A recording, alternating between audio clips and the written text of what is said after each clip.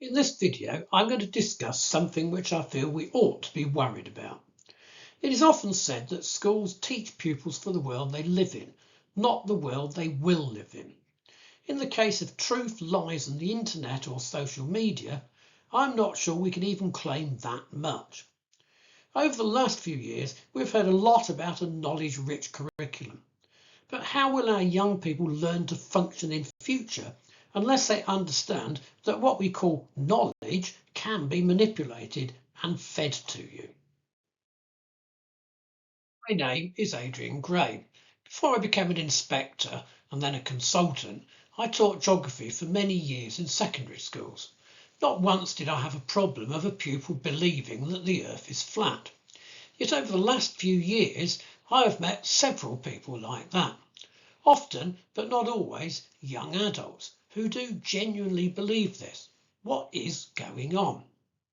Well, many people also happen to believe that in the past, people up until Columbus also believed the earth to be flat.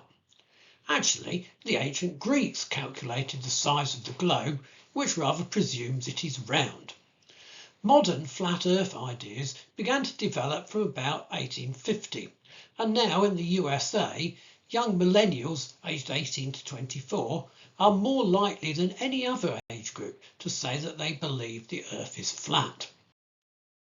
Flat earth idea has spread because of the internet and social media, despite the wide and easy access to air travel where the curvature of the planet can actually be seen. All you have to do is look out the window. We all now understand how such beliefs spread. Someone gets interested in the idea of a flat earth, searches the internet or social media for the topic, and gets hooked in by the algorithms.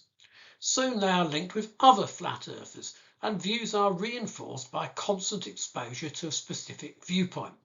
It's almost like a social contagion, especially as there's something a bit attractive in holding a view that's different from everybody else. You feel you're in on some secret knowledge. Once the idea has been reinforced by this constant exposure to only one side of the argument, flat earthers become science deniers. Science, in its very essence, is the study of material phenomena by observation. But flat earthers insist these observations are false. As in this example, some scientific organisations are trying to battle back, but their efforts are only worthwhile if they are read by the target audience. Even then, the flat earthers are unlikely to be convinced. They will simply regard such material as being deliberate disinformation by the other side. Their belief in their pet theory has become an addiction. They believe effectively in false knowledge. One piece of fake knowledge leads to another. Rather like having one disease can weaken your natural resistance so that you catch a different one. Belief in flat Earth has led to the linked idea that the moon landings were faked. After all, if the world is flat, orbiting it becomes rather problematical. Confronted with two theories, that the moon landings were real or fake, most rational people would consider which theory is the most likely and what the evidence shows. But the flat earthers have been hooked by being in on the conspiracy. The very unlikelihood of the moon landings being faked somehow makes them more convinced that they were. Now, this may all seem innocent and perhaps amusing enough, but where it goes to is a bit more of a worry. We are now talking about conspiracy theories, and some of these are nothing new. For example, conspiracy theories about the Jews have been around since medieval times, when they were used to expel Jews and confiscate their wealth from many European countries, including from England.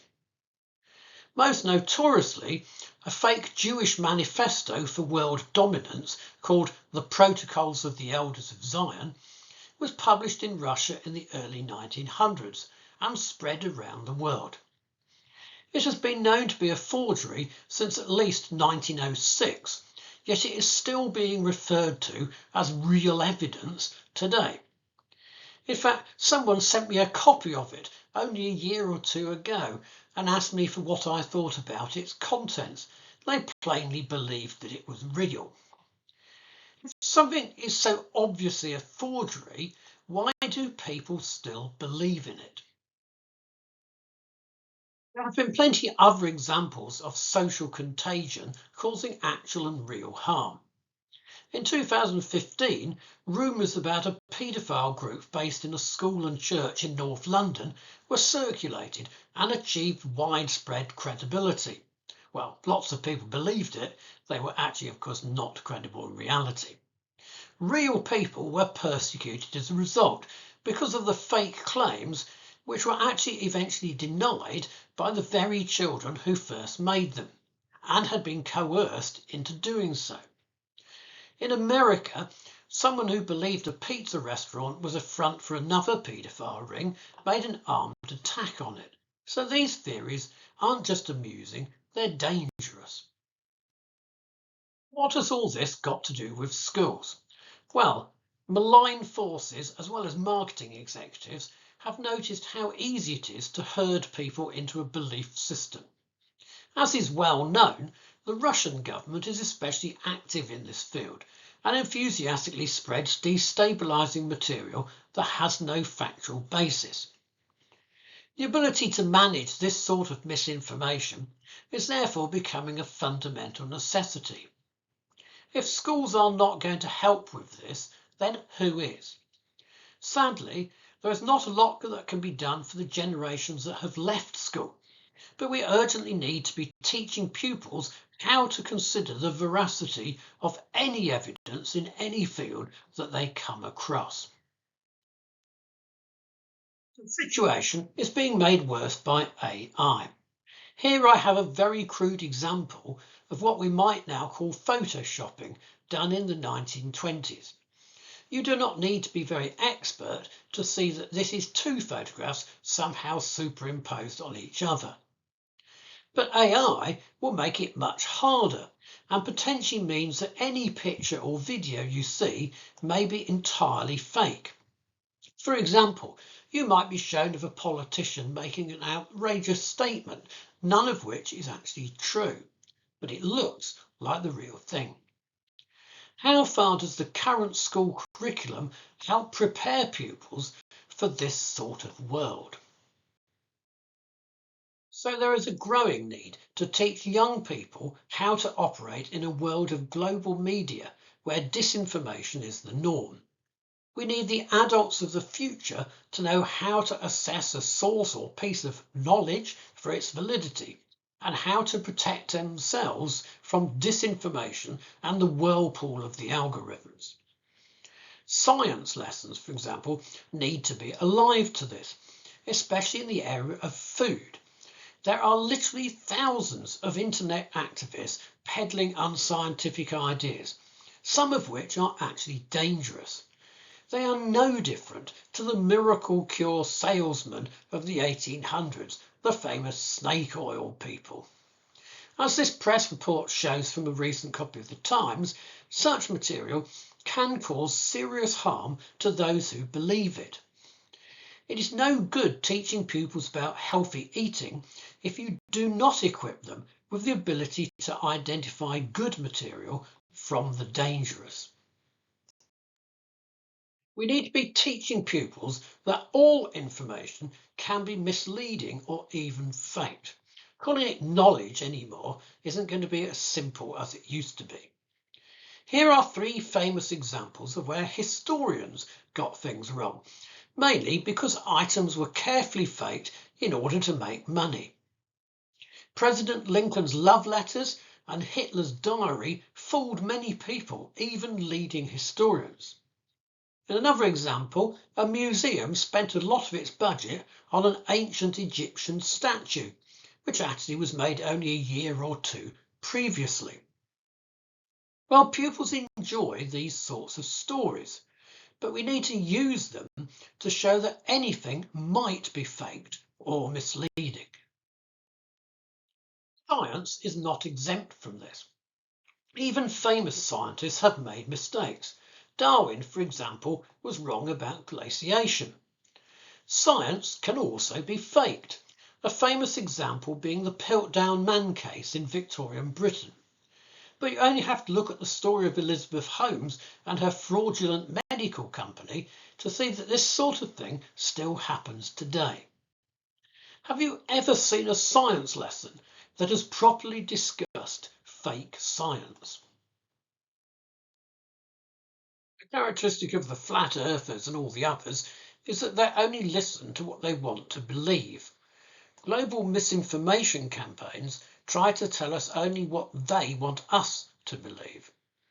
Problems happen in all academic fields as well, especially when researchers seek out evidence or interpret it to support their pet idea. Again, we can help pupils understand this by giving them examples. A famous and rather amusing occasion was the discovery of the so-called Hexham heads in a back garden. An academic who was passionate about Druid religion announced them to be Druidic carved heads. Soon afterwards, it turned out they were made of concrete by someone making items for his children to play with. Our pupils need to know that it is always tempting to interpret the world around us so that it confirms what we want to know or believe. So, what am I arguing for? If we are going to prepare young people for life in modern Britain, we actually need to be preparing them for life in the future world. This will be a world where truth may be anything but obvious. Over recent years, we've had a lot of emphasis on a knowledge-rich curriculum.